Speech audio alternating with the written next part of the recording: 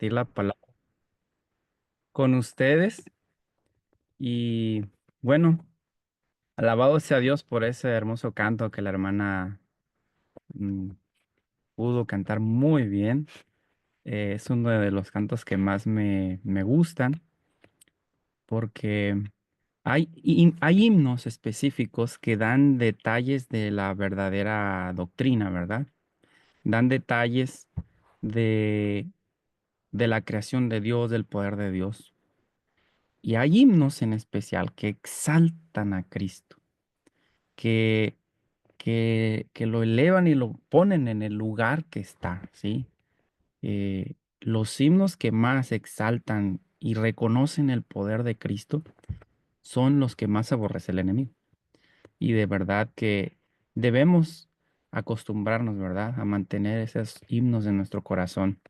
Bueno, yo también voy a orar. Vamos a pedir que Dios nos guíe en lo que vamos a estudiar en esta ocasión. Amante Padre Celestial, santificado sea tu nombre, Señor.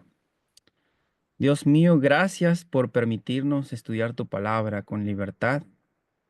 Gracias porque por tu voluntad todas las cosas, Señor, existen. Y el hecho de que estemos vivos indica de que aún tienes una obra que debemos realizar. Aún hay una misión que nos encomiendas hacer. Por eso, Señor, pedimos el bautismo del Espíritu Santo en este momento, ahora que vamos a estudiar tu palabra. Llénanos de tu amor, de tu verdad, enséñanos a vivir por fe y abre nuestro entendimiento a tu palabra, Señor.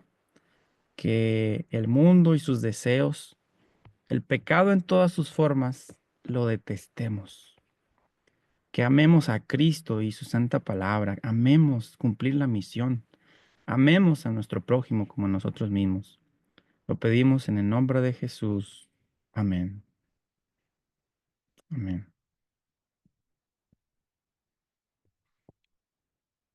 Vamos a ver en la palabra de Dios algunas citas como introducción de lo que vamos a estudiar hoy. Una se encuentra en Mateo capítulo 24,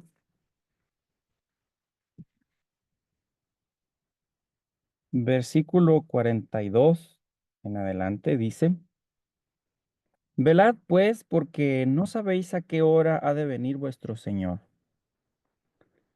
Sin embargo, sabed esto, si el padre de la familia supiera a qué hora el ladrón habría de venir, velaría y no dejaría saltar su casa. Por tanto, estad preparados también vosotros, porque el Hijo del Hombre vendrá a la hora que no pensáis. ¿Quién pues es el siervo fiel y prudente a quien su Señor puso sobre su familia para que le dé el alimento a tiempo?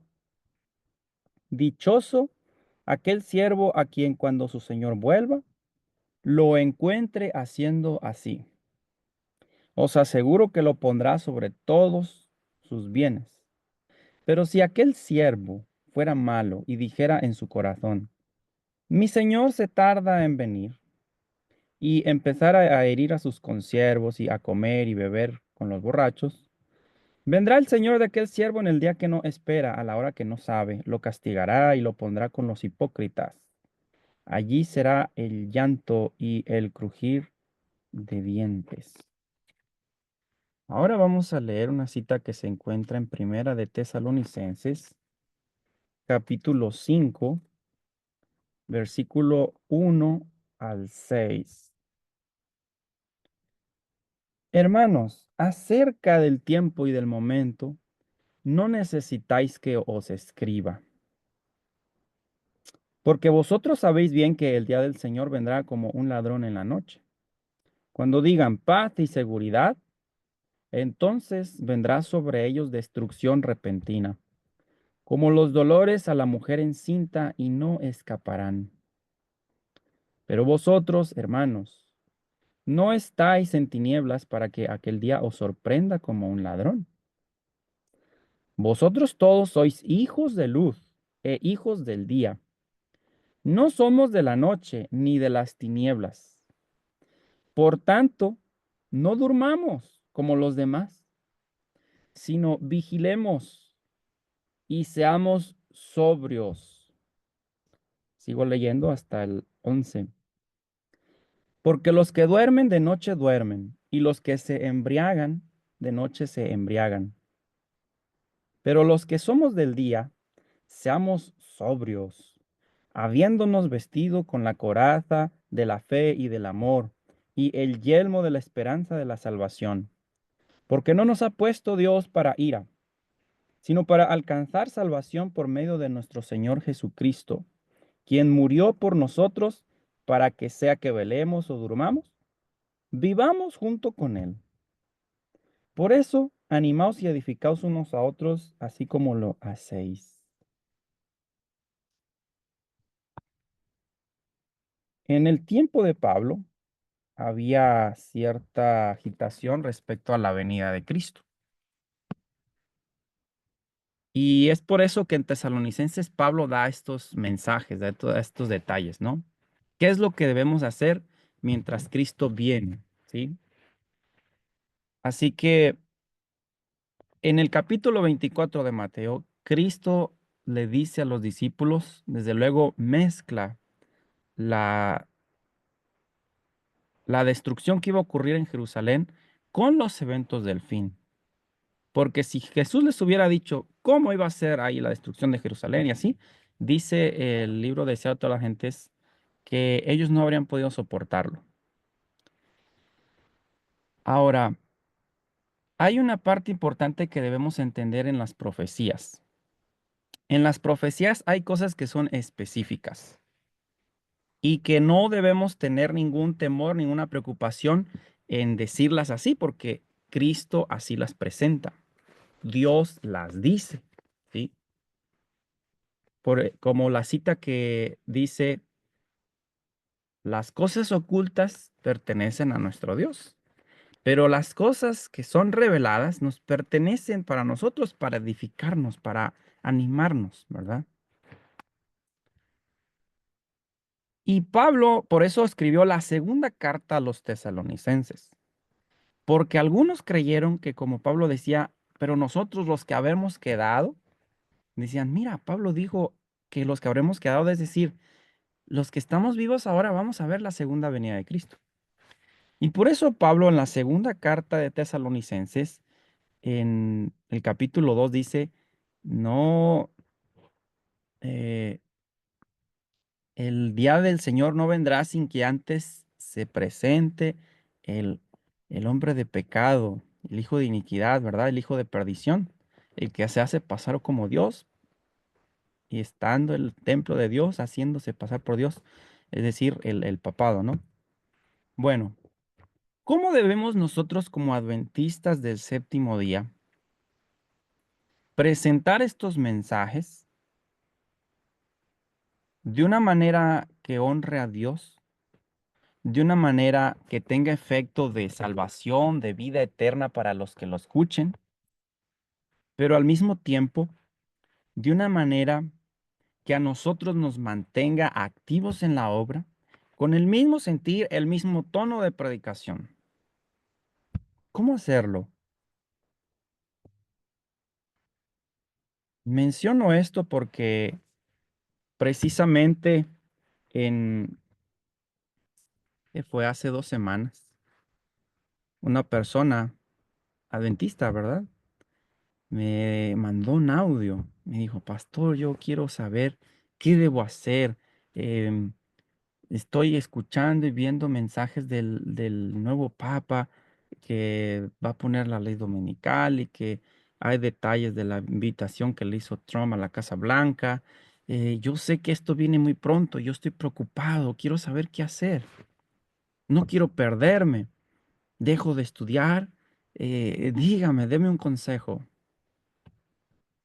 Por otro lado, por otro lado, hay otras personas adventistas que se han enfocado específicamente en dar muchos detalles de lo que fue este cambio de papa, detalles del nuevo pontífice, relacionado con en la historia, cómo otros papas con ese mismo nombre hicieron algunas cosas.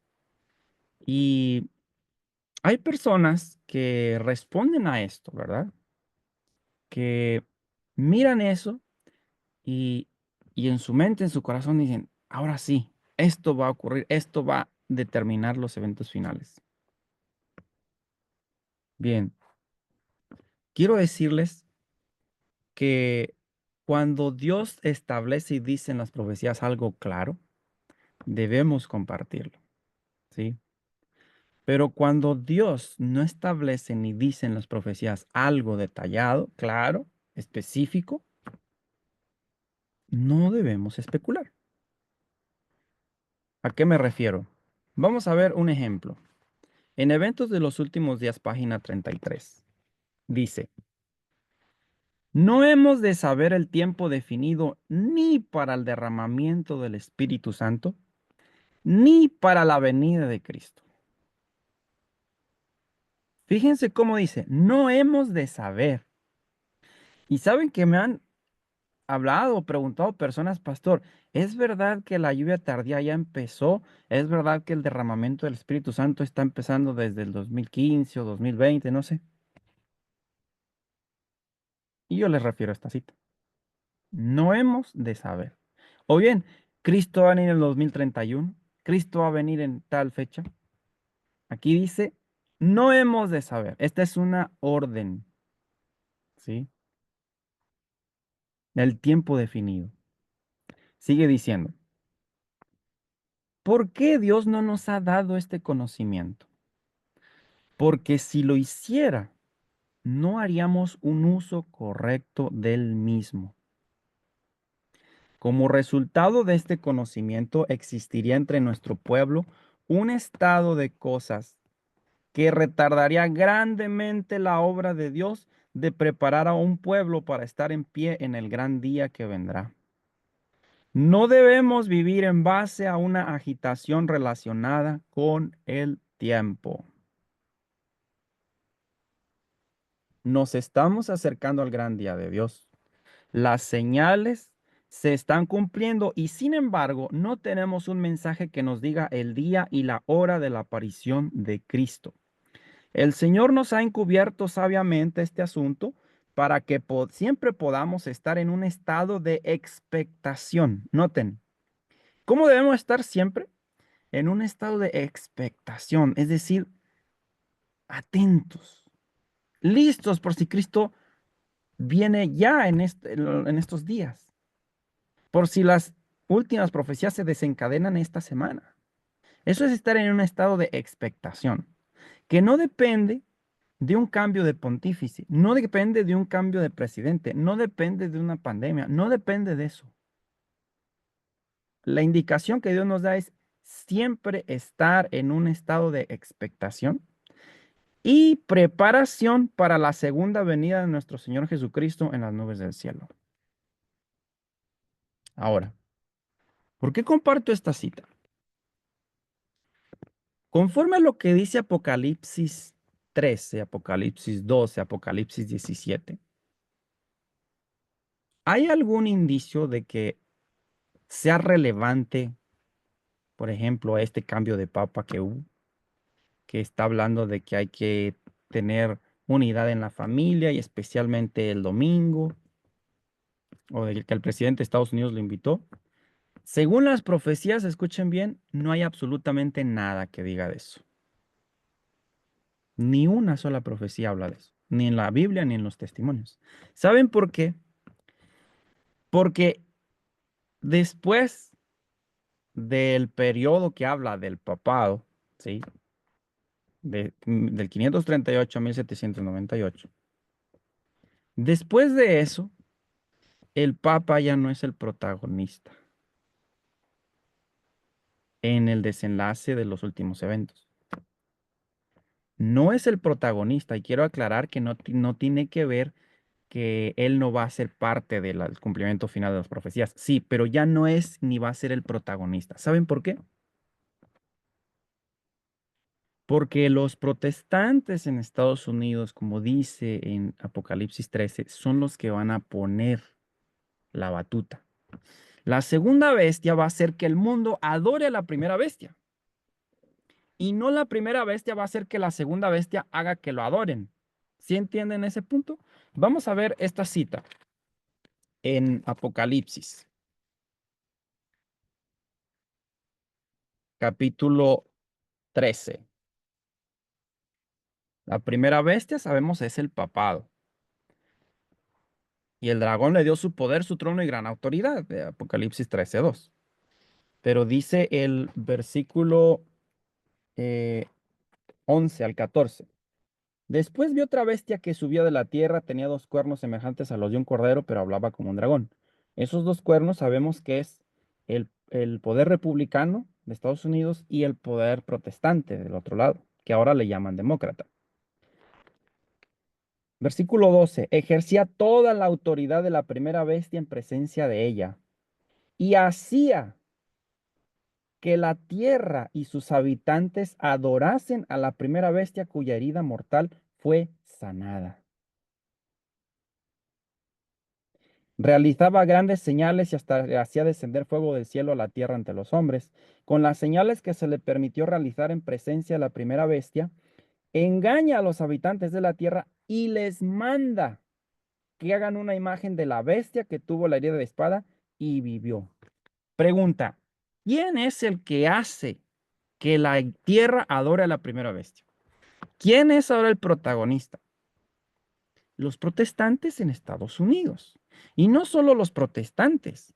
Cuando dice hace señales y engaña, quiero decirles que también tiene que ver con la manifestación de los espíritus malos que van a empezar a obrar aquí milagros en la tierra, que van a aparecerse en forma de seres queridos que fallecieron.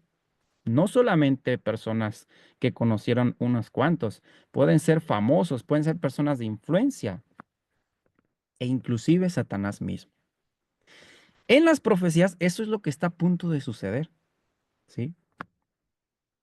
Por eso, queridos amigos, no es para nada relevante quién o no, quién es o va a dejar de ser o sigue siendo el Papa.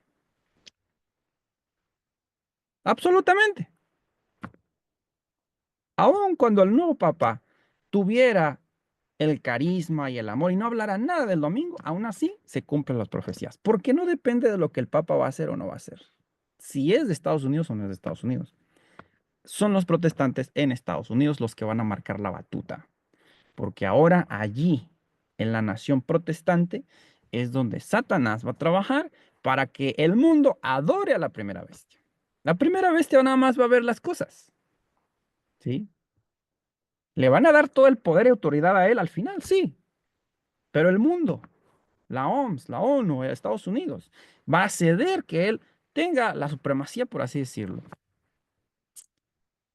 Y esto es muy importante. Mientras eso está ocurriendo, ¿qué debemos hacer? Debemos entender lo que Dios dice que presentemos como verdad presente. Y la verdad presente es toda la luz que Dios ha dado sobre el verdadero día de reposo, el santo sábado, los 10 mandamientos, ¿sí? La profecía de los 2300 días en relación con el santuario celestial, Cristo perdona los pecados, cómo la gente puede entender cómo ser salva, cómo vencer el pecado. Esa es la verdad presente. Porque si una persona, por ejemplo, yo comparto detalles y sigo compartiendo de profecías porque está escrito, de, de Daniel, de Apocalipsis, ve dónde está trabajando Satanás, ve dónde está trabajando Dios, dice, ok, este es el lado de Dios, este es el lado de Satanás. Por eso las profecías nos ubican en qué camino estamos, ¿verdad?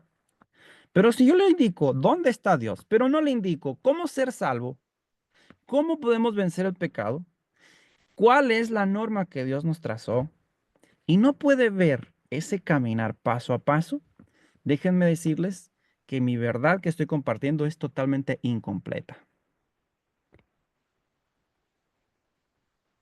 Incompleta. Es como si tú estás con alguien que se perdió en la ciudad y llegas y le dices, ah, mira, aquí está el mapa, pero le muestras a partir de fuera de la ciudad cómo llegar al otro pueblo. Dice, ok, está bien, yo sé que es en aquel pueblo, pero estoy en medio de una ciudad de 2 kilómetros a la redonda. ¿Cómo salgo de esta calle? ¿A dónde voy? ¿Sí me entiendes? Ahora, con esto no estoy mencionando, no hablemos nada de profecías, al contrario, debemos presentar la verdad relacionada con las profecías en una forma que a cualquier persona que lo mire pueda ir paso a paso siguiendo ese camino angosto donde va Cristo. Y no solo eso, sino que no tenga ese miedo, que no vaya a haber un cambio en él por miedo de lo que va a pasar, sino por amor a Cristo. Es el amor a Cristo lo que va a hacer que una persona cambie y ese arrepentimiento sea genuino. El miedo al qué pasará si yo no me arrepiento, eso no va a ser ningún cambio genuino en arrepentirse por los pecados. Es como Judas o el faraón que temían las consecuencias del pecado, pero no querían dejar el pecado. Es decir, si por las malas acciones que hicieron no hubiera habido ninguna plaga, no hubieran pasado las cosas como sucedieron en el caso de Judas, ellos no se habrían apartado ni hubieran sentido feo o dolor de que eso ocurrió.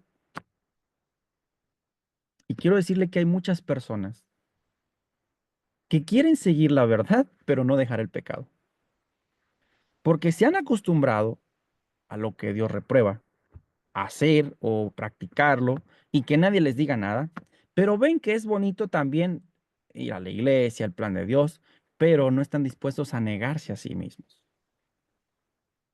Y la invitación de Cristo es, si alguno quiere venir en pos de mí, niéguese a sí mismo, tome su cruz cada día y sígame. Queridos amigos, ¿sabes cómo debemos nosotros presentar las profecías? ¿Sabes cómo debemos predicar que Cristo viene muy pronto? Deben ver a ti como un ejemplo de obediencia perfecta a todo lo que Dios ha dicho. A mí. Porque si yo comparto todo el esquema profético, pero ellos no ven que yo tengo un cambio en mi alimentación, en mi forma de vestir, en mi forma de hablar, yo hago distinción entre persona y persona. A unos los trato bien, a otros no. Si ellos ven que yo me paro en la iglesia el sábado, una vez o 2 veces por semana, en otro culto entre semana, canto, pero cuando paso con gente necesitada no hago nada. Durante la semana estoy trabajo, casa, pero no busco a alguien para hablarle del amor de Dios. No hago nada por los enfermos, no hago nada por los presos, no hago nada por los desamparados. Y sigo predicando que Cristo viene y que mira, este papa está haciendo esto, mira Estados Unidos. ¿Qué va a entender la gente? ¿De verdad a mí me interesa que venga Cristo? Yo estoy viviendo como preparación para la venida de Cristo y le estoy diciendo a la gente, prepárate porque esto Dios dice. ¿Estoy haciendo lo que Dios me pide que haga? ¿O simplemente estoy mostrando una noticia aquí, acá y comparación de esto y de profecías, pero mi vida no se ejemplifica el carácter de Cristo? ¿Sí ves la diferencia? Por eso yo con frecuencia hago énfasis en hermanos que me preguntan, que me consultan, mire, pastor, ve este video, ¿qué opina? O esta postura. Yo les digo, hermanos, es importante entender los eventos finales, pero más importante es estar viviendo la vida de Cristo, porque eso va a atraer a Cristo a las personas, más que los anuncios espectaculares que detallen que el sábado es el verdadero día de reposo, el domingo el de la bestia, más que eso, más que eso. Y les quiero comentar un pequeño testimonio para honra y gloria de Dios, porque todo lo que pasa, queridos amigos, cuando seguimos al pie de la letra el método de Cristo, es maravilloso como cuando tú siembras una semillita y esperas ver que crezca, que haya frutos. Tú no la siembras y dejas ahí nada más, ¿verdad? Tú vas a cuidar que ese lugar no escarben la tierra los perros, no vayan los roedores y muerdan la plantita. Tú vas a cuidar que los pájaros tampoco se comen la semilla. Apenas empieza a crecer, tú le echas agua, abonas, que le dé cierto sol, que no queme la planta, hasta que crece y empieza a dar flor. Es tan hermoso, por eso Dios dice que debemos cultivar nuestros propios alimentos, porque es precisamente como funciona en la naturaleza, como funciona en el corazón el desarrollo del carácter del cristiano. Lleva tiempo, pero lleva esfuerzo, lleva paciencia, lleva diligencia, perseverancia. Y cuando ya va a dar fruto, escucha bien, cuando ya va a dar fruto esa planta, tú esperas que la fruta esté rica, ¿verdad? Tú esperas que la fruta tenga ese sabor rico y lo vas a disfrutar más que si te compras algo en la tienda o te regalan algo. ¿Por qué? Porque tú cultivaste esa planta. No te pertenece, le pertenece a Dios, pero tú fuiste parte de ese proceso. Pues bien, en la obra de ganar almas para Cristo es lo mismo. Ustedes conocen perfectamente el método de Cristo.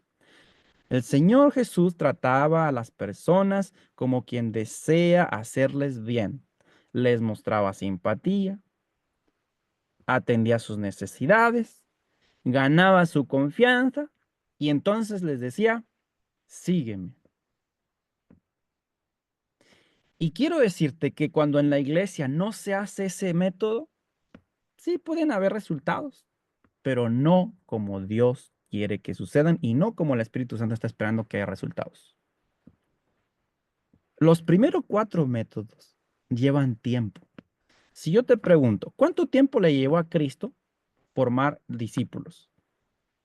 3 años y medio, pero ni aún cuando ya Él murió y después resucitó, ni aún ellos se entendían. Cuando iban en el camino de Maús, se acerca a Cristo y ellos le cuentan, les dice, oye, ¿por qué están tristes? No, no sabes, mira, Jesús Nazareno, de según que iba a ser el Mesías, pero murió. Y pensaron que ahí quedó todo. Y Jesús le dice, tardos de corazón. No saben que las profecías decía eso y les empieza a decir todo. Escucha, estamos hablando de personas que 3 años y medio escucharon directamente a Cristo. No leyeron la Biblia como tú y yo. Ellos lo vieron, ellos vieron los milagros.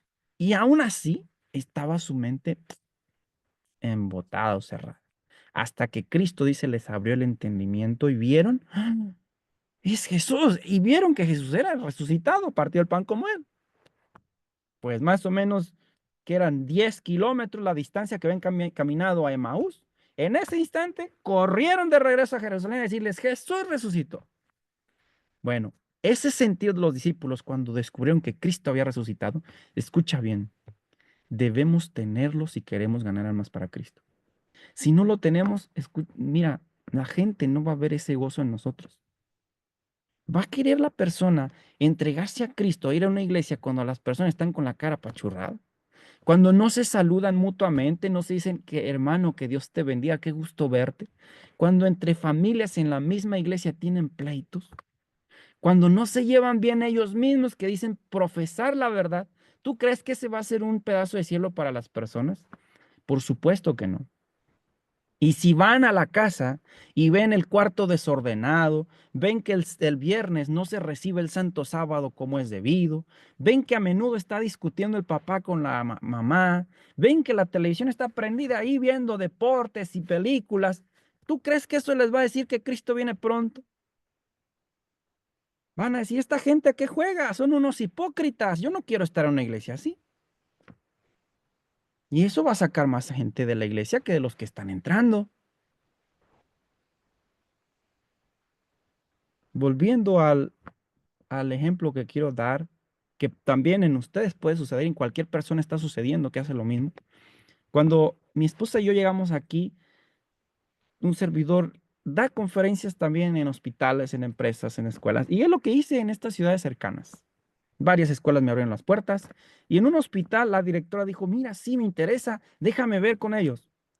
Eso fue hace como 2 o 3 años, 2 años me parece, pero nunca se concretó Yo seguía visitándola. A veces mi esposa, cuando tuvimos una cosecha de calabazas, hizo pay de calabaza vegano delicioso. Llevamos y le dije, mire, queremos dar este regalo a sus trabajadores aquí como una muestra de gratitud por el esfuerzo y dedicación que siempre dan para dar salud a la población. Claro que sí, ven, danos unas palabras, dijo la doctora. Así que ahí reunió a todo el personal, médicos y enfermeras, y les dije, miren, nosotros queremos agradecerles mucho por atender a la población y este es un pequeño detalle en gratitud por el esfuerzo que ustedes hacen y la dedicación. Algunos hasta lloraron. Nunca les habían dado eso. Después pasó el tiempo y hicimos los regalos misioneros, ¿recuerdan? Un conflicto de los siglos, una barrita integral, una revista de salud, un folleto de la ley de Dios. Yo le dije a la directora, mire, este libro, El conflicto de los siglos, es el que más deseamos que esté en las manos de ellos. Si nos permite, queremos darle este regalo. Claro que sí, déjalo reúno. Lo reunió de nuevo y les dije, miren, este es otro detalle. Ustedes saben que mi esposa y yo tuvimos un accidente, nos chocaron el auto que teníamos anterior. Gracias a Dios fueron golpes leves que tuvo mi esposa, pero estuvo en el hospital un tiempo en observación. Y les dijimos, gracias por atender a mi esposa cuando pasó este accidente. No fue grave, pero reconocemos su esfuerzo, acepten este obsequio. Felices. Dijeron, vengan, vengan, vengan, queremos una foto. Y todos ahí tomaron la foto, felices por el regalo. Pues recientemente visitamos a la doctora y me dice, oye, mira, quiero decirte algo. ¿Te acuerdas cuando hablamos de las conferencias así? Le dije, sí. Y yo pensaba en esa visita que tuvimos, ya no decirle a la directora, quiere que vaya a dar conferencias. Y yo pensé, ya no le voy a decir nada. Ellos quizá en ese hospital no aceptan por alguna razón.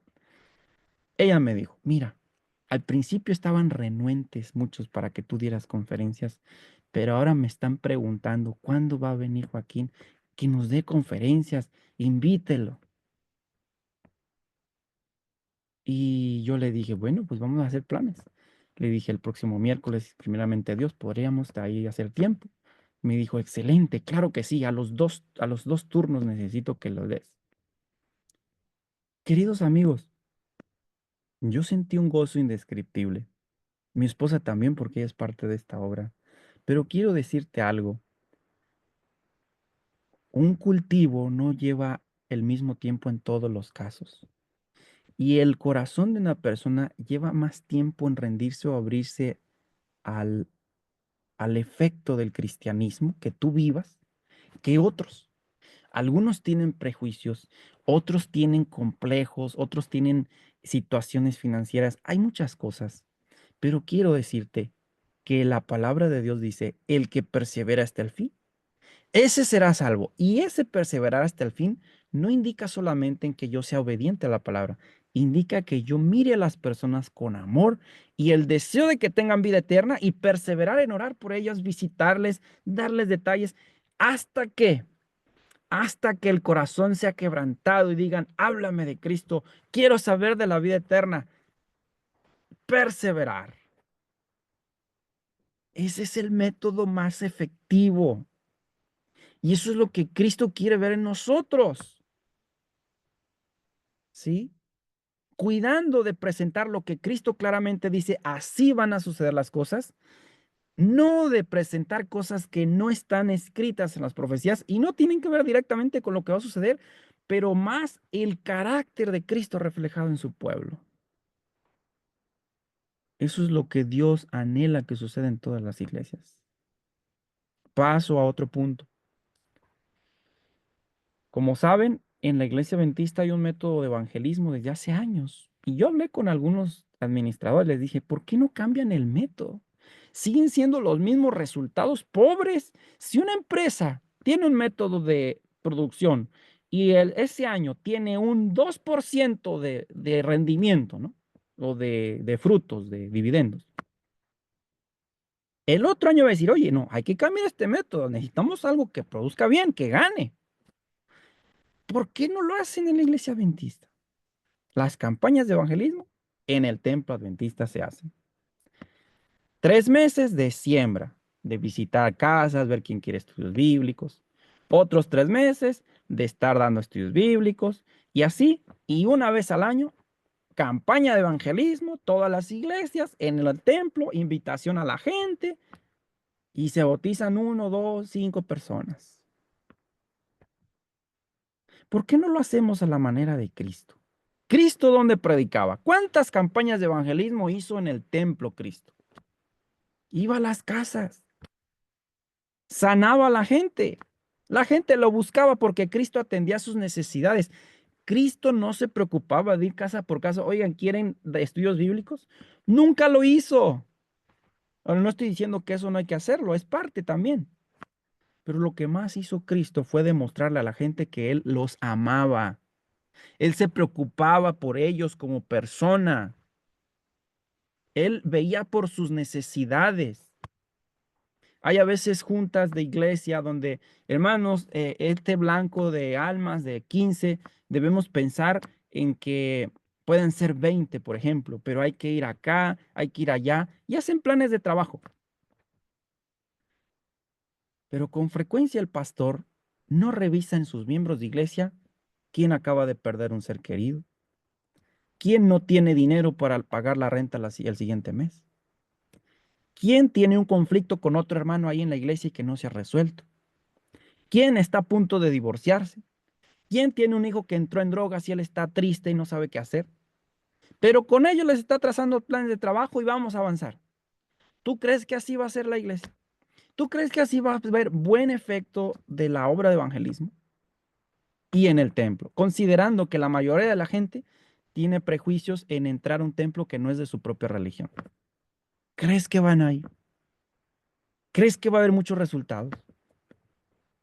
Hay muchas veces trabajo que hacer de fondo, persona a persona con miembros de iglesia, en la colonia. ¿Cuáles son los problemas sociales? ¿Cuáles son las necesidades de la gente? En algunas colonias, quiero decirte algo, hay ladrones porque no tuvieron una buena forma de vida, tienen conflictos internos, conflictos con la familia, y aún ellos necesitan el amor de Cristo. Hay ladrones que se han entregado a Cristo. ¿Y sabes qué? La iglesia, hasta donde yo tengo entendido y donde yo he ido, no tiene un método de evangelismo para ladrones. ¿O sí lo hay? La iglesia, en la mayoría de los casos, no tiene un método de evangelismo para las prostitutas. Y cada prostituta es una familia. ¿O sí lo hay? De parte de la junta directiva de la iglesia, no de que algunos hermanos tengan plan de ir y así. La iglesia, por lo general, no tiene un método de evangelismo para los presos. Y puedo seguir, pero quiero ir a evangelizar a las personas que están cerca y no me doy cuenta que si sana un preso, que si una prostituta se convierte, que si un ladrón se transforma, esa persona va a ser lo que la mujer samaritana. Y va a ser más grande la influencia, el efecto del evangelio. ¿Estamos entendiendo? Necesitamos el Espíritu Santo. Necesitamos ver y trabajar como Cristo. Entonces, y solo entonces, escucha bien, la gente va a ver que sí, Cristo viene pronto porque tú estás activo. Que si viene en 1 año, 3 años, tú estás con el mismo fervor, la misma expectación de los eventos finales que están ocurriendo y la misma urgencia de ir por los que necesitan la salvación. Esa es la urgencia que quiere ver Cristo en las personas, no en la urgencia de predicar y compartir solamente mensajes proféticos. Tu persona deben ver la urgencia de que tú estás en una posición vertical de andar en el camino angosto y renuncia absoluta de todo tipo de pecados, renuncia absoluta de todo tipo de eventos que no hacen nada para ganar almas para Cristo. Eso es lo que tiene poder. Eso es lo que Cristo quiere ver en nosotros. Y lo necesitamos, ¿verdad que sí? Lo necesitamos como personas, lo necesitamos como familia, lo necesitamos como iglesia. Y deseamos, en el nombre de Jesús, que estos mensajes, aquí por ejemplo se está compartiendo en Zoom, estoy compartiendo en los grupos en audio, en WhatsApp. Deseamos que estos mensajes hagan eco y hagan un cambio genuino. Y en lugar de que haya personas preocupadas, ay Señor, pastor, ¿qué debo hacer para prepararme para la venida de Cristo? Veamos personas gozosas, activas en la obra misionera, llenos de amor y gozo por las almas, reflejando el carácter puro de Cristo que aún en su mirada deslumbra el amor hacia todos.